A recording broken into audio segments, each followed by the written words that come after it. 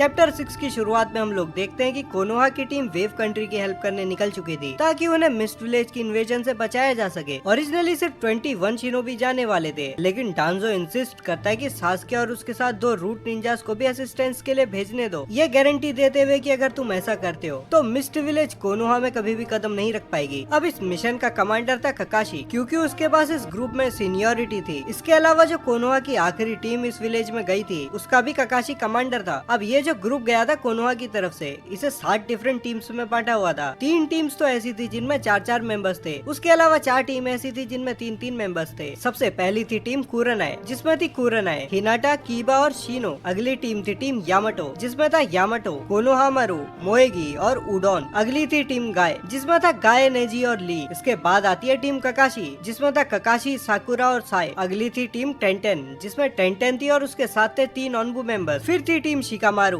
जिसमें था शिकामारू, इनो और चोजी। अगली थी टीम सास्के, जिसमें था सास्के और वो 2 रूट एजेंट। अब जैसे ही ये लोग ग्रेट नारुतो ब्रिज पे पहुंचते हैं, ब्रिज के बाहर से ही लिखा हुआ था ग्रेट नारुतो ब्रिज। ये ब्रिज डेडिकेट किया जाता है वेव कंट्री के हीरो के लिए, जिसने हेल्प करी यहाँ के लोगों की उनका करेज रिगेन करने में और फ्रीडम हासिल करने में। सास्के स्कॉफ करते हुए बोलता है कि तो उन्होंने उस डोप के नाम पे पूरा ब्रिज ही बना दिया। अगर मुझसे पूछो तो उन्होंने बस इसे वेस्ट कर दिया है। और सभी लोग बहुत गुस्से में सास्के की तरफ घूरने लगते हैं। अब ये लोग ब्रिज को क्रॉस करने लगते हैं, तब इनको ब्रिज की दूसरी तरफ कुछ सामुराई नजर आते हैं, जो कि क्लियरली इस कंट्री के मिलिशिया थे, बोले तो इस कंट्री के वॉरियर। तभी उन सामुराइज का लीडर सामने आता है और बोलता है कि तुम लोग कौन हो, अपने आप को आइडेंटिफाई करो। अब ककाशी सामने आकर के बोलता है कि मैं हूँ ककाशी, मैं कोनोहा का एक शिनोबी हूँ और ये लोग मेरे कॉमरेड्स हैं। तब सामुराई का लीडर बोलता है कि कोनोहा के शिनोबी यहाँ वेलकम नहीं है, तो जैसे आए हो वैसे ही वापस चले जाओ। अब सारे सामुराई इन कोनोहा शिनोबी की तरफ अपने वेपन्स पॉइंट कर लेते हैं। तब हिनाटा आगे आकर के बोलती है कि हमारी बात तो सुनो, हम लोग तुम्हारी कंट्री को हार्म करने नहीं आए हैं, हम यहाँ तुम्हारी हेल्प करने आए हैं, क्योंकि तुम लोगों को बहुत जल्द मिस्ट विलेज इन्वेड करने वाली है। अब सामुराई ग्रुप का लीडर उनकी तरफ देख करके बहुत सीरियसली बोलता है कि तुम लोग मेरे साथ हमारे कैप्टन के टेंट में चलोगे, और अगर तुमने इस दौरान कुछ भी फनी करने का ट्राई किया तो ये तलवार देख रहे हो, ये काटती भी है। ककाशी बोलता है हम समझ गए। अब ये सभी लोग उस सामुराई का पीछा करने लगते हैं और बहुत जल्द एक कैंप में पहुंच जाते हैं। और जैसे ही कैंप के लोग कोनोहा के शिनोबीज को देखते हैं, उनके चेहरे में नफरत साफ दिखाई देती है। साकुरा मन ही मन सोचती है कि शायद हमने जो नारुतो के साथ किया था, ये लोग अभी भी हमसे उस बात के लिए नाराज हैं। तभी वो सामुराई का लीडर एक टेंट के अंदर चला जाता है और थोड़ी देर बाद वापस आता है अपने कमांडर के साथ। और अब कमांडर अपना इंट्रोडक्शन देता है कि मैं हूँ वेव डिफेंस फोर्स का कमांडर, तुम कोनोहा शिनोबी यहाँ क्या कर रहे हो? तुम्हें पता है ना कि कोनोहा शिनोबी यहाँ अलाउड नहीं है। ककाशी बोलता है कि हम लोग यहाँ कोई ट्रबल कॉज करने नहीं आए हैं, हम लोग यहाँ तुम्हारी कंट्री को डिफेंड करने में हेल्प करने के लिए आए हैं, क्योंकि बहुत जल्द मिस्ट विलेज तुम्हें इन्वेड करने वाली है। कैप्टन बोलता है कि तुम लोग हमसे ज्यादा अपनी मदद करने आए हो। वो बोलता है कि हम लोगों का दिमाग खराब नहीं है, हमें पता है तुम लोग कैसी कैसी वॉर्स में उलझे हुए हो। इसके अलावा तुम्हारे पास कोई एलाय भी नहीं है। हमें ये भी पता है कि मिस्ट विलेज हमें सिर्फ इसलिए अटैक कर रही है क्योंकि यहाँ से वो लोग तुमको बड़ी आसानी से अटैक कर सकते हैं। ककाशी बोलता है कि कैप्टन आप तो बड़े अनफेयर हो रहे हैं। कैप्टन गुस्से में बोलता है मैं अनफेयर हो रहा हूँ? तुम्हारी हिम्मत कैसे हुई अनफेयर होने के ऊपर बोलने की? अनफेयर तो तुम लोग थे। अब वो कोनोहा के लोगों को गिनवाने लगता है कि कोनोहा ने बचपन से लेकर के बाद तक नारुतो के साथ क्या क्या किया, और उसकी बातें सुन करके सारे कोनोहा शिनोबीस का मुंह बन जाता है, सास्के और रूट शिनोबीस को छोड़ के। तभी कमांडर भी बोल पड़ता है कि कोनोहा उन विलेजेस से बहुत ज्यादा और घटिया है, क्योंकि वो लोग कम से कम अपने बारे में सच्चे तो हैं। कोनोहा बाहर से तो बहुत अच्छा लगता है, और जो कोनोहा ने फसाड बनाया है कि हर कोई कोनोहा के अंदर एक फैमिली की तरह है, लेकिन अंत में तुम ही लोगों वर्स देन स्कम, क्योंकि तुमने हमारे हीरो नारुतो के साथ बहुत बुरा किया है। ककाशी भी शर्म से अपना सर नीचे झुका लेता है। अब कमांडर थोड़ी और जली कटी बातें करने लगता है। तभी पीछे से आवाज आती है दैट्स इनफ। इसी आवाज के साथ एक आदमी भी टेंट से बाहर आता है, जिसे ककाशी, सास्के और साकुरा तुरंत ही पहचान लेते हैं, क्योंकि ये और कोई नहीं, ये था अपना टाजुना। सामुराई कैप्टन बहुत ज्यादा गुस्से में टाजुना से पूछता है कि क्यों तू इन लोगों की साइड क्यों ले रहा है? जानता नहीं है कोनोहा के लोगों ने नारुतो के साथ क्या क्या किया है? टाजुना बोलता है मैं जानता हूँ उन्होंने नारुतो के साथ क्या क्या किया है, लेकिन सब उसके साथ बुरे नहीं थे। बहुत से लोग ऐसे भी थे जो नारुतो के ही साइड थे और उन्होंने कभी भी नारुतो का साथ नहीं छोड़ा। अब साकुरा कमांडर को बहुत गौर से देख रही होती है। तभी वो बोलती है इनारी, और कमांडर उसकी तरफ देख करके नोट करता है। साकुरा बोलती है कि तू कमांडर कैसे बन गया, वो भी इतनी कम एज में? अब ककाशी भी बोलता है तो बहुत इंटरेस्टिंग डेवलपमेंट है, ऐसा क्या हुआ कि तुझे समुराई बनने का मन कर गया? इनारी बताता है कि मैं जब 10 साल का था तो मैंने डिसाइड किया कि मैं अपनी फैमिली को और अपनी विलेज को प्रोटेक्ट करूंगा। पहले तो मैं नारुतो की तरह एक शिनोबी बनना चाहता था, लेकिन हमारे आसपास कोई भी शिनोबी नहीं था, इसीलिए मैंने समुराई बनने का डिसाइड किया। टाजुना डेमियो के पास गया, और क्योंकि टाजुना ने ब्रिज बना करके डेमियो का बहुत ज्यादा भला किया था, इसीलिए डेमियो अपने पर्सनल समुराई से बोलता है इनारी को ट्रेन करने के लिए। अब इनारी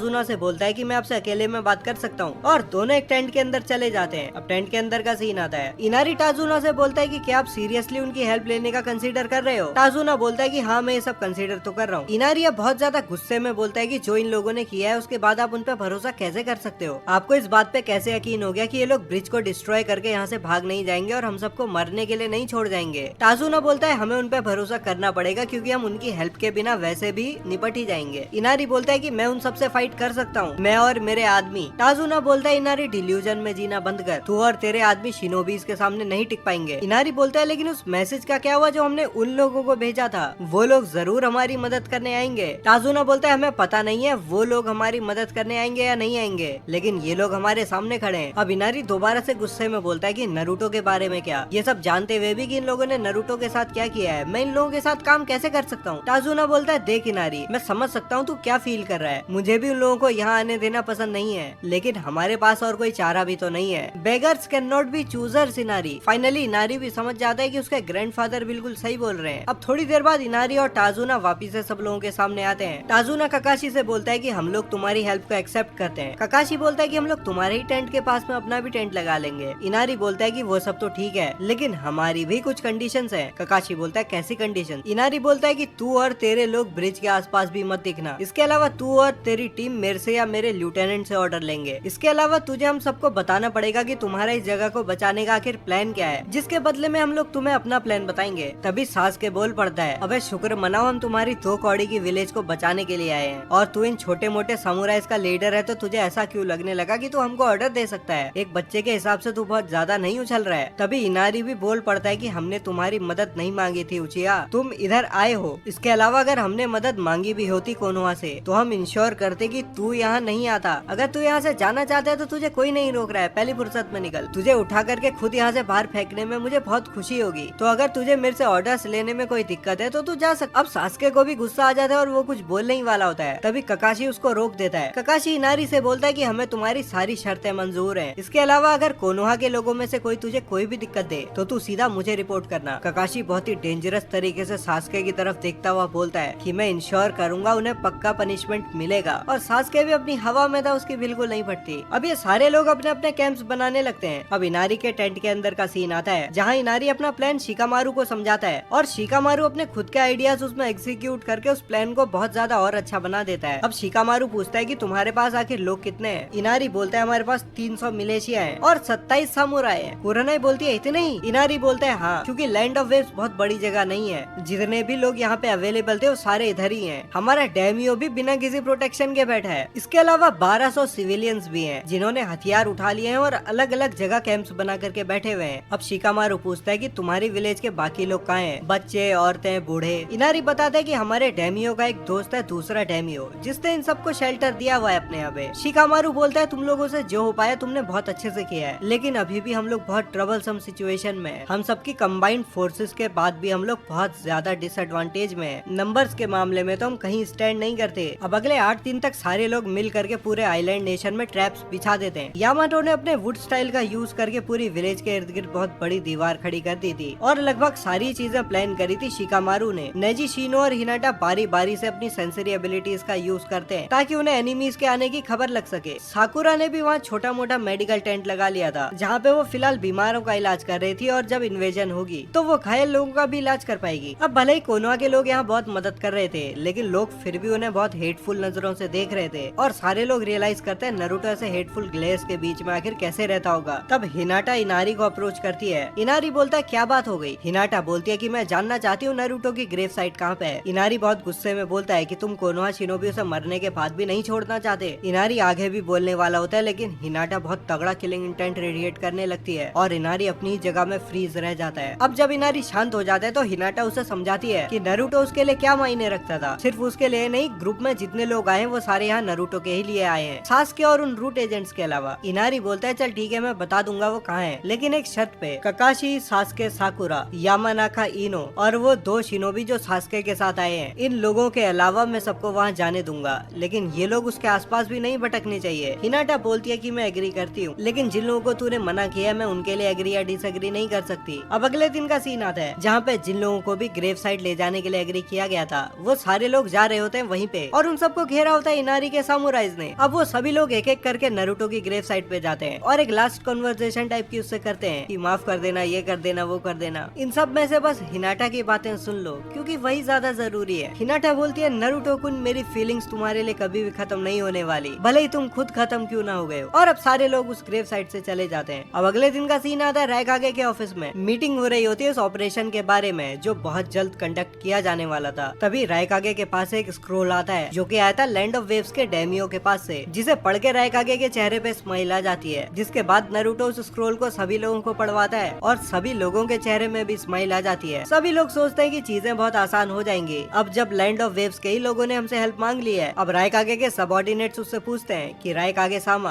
अब क्या होगा, क्या ऑपरेशन सी वॉल प्लान के हिसाब से ही आगे चलेगा। रायकागे बोलता है कि बिल्कुल, लेकिन छोटे मोटे चेंजेस होंगे, मैं पर्सनली वहाँ जाऊंगा। इसके अलावा मेरे सेंसेस जूंगे लियांग ये एक्सपीडिशन फोर्स को लीड करेंगे, बाकी के लोग क्लाउड विलेज को संभाल लेना जब तक हम लोग वहाँ रहेंगे। रायकागे अपने मन ही मन में स्माइल करता हुआ सोचता है कि चीजें बड़ी इंटरेस्टिंग हो रही हैं अब तो। अब 2 दिन बाद का सीन आता है और इनारी के टेंट के अंदर मीटिंग चल रही थी जिसमें था इनारी, टाजुन और कोनोहा के टीम लीडर। तभी नेजी दौड़ करके वहाँ घुस जाता है। गाय बोलता है, नेजी कुन, तुमने हमारी मीटिंग को इंटरप्ट कर दिया, कितना अनयूथफुल है ये। नेजी बोलता है, सॉरी गाय सेंसे, लेकिन मैंने अपने ब्याकुगान से देख लिया है, मिस्ट इन्वेजन फ्लीट हमारी तरफ बढ़ रही है। इनारी गुस्से में चिल्लाता है कि वो लोग इतनी जल्दी कैसे आ सकते हैं। ककाशी पूछता है कि उन लोगों को यहाँ पहुँचने में कितनी देर लगेगी। नेजी बोलता है 2 से 3 घंटे। सब लोगों की जान में जान आती है क्योंकि इतनी देर में वो लोग कुछ जुगाड़ कर सकते थे। इनारी बोलता है, ककाशी तू अपने आदमियों को रेडी कर और मैं अपने आदमियों को रेडी करता हूँ। और ये चैप्टर यहीं पे खत्म होता है।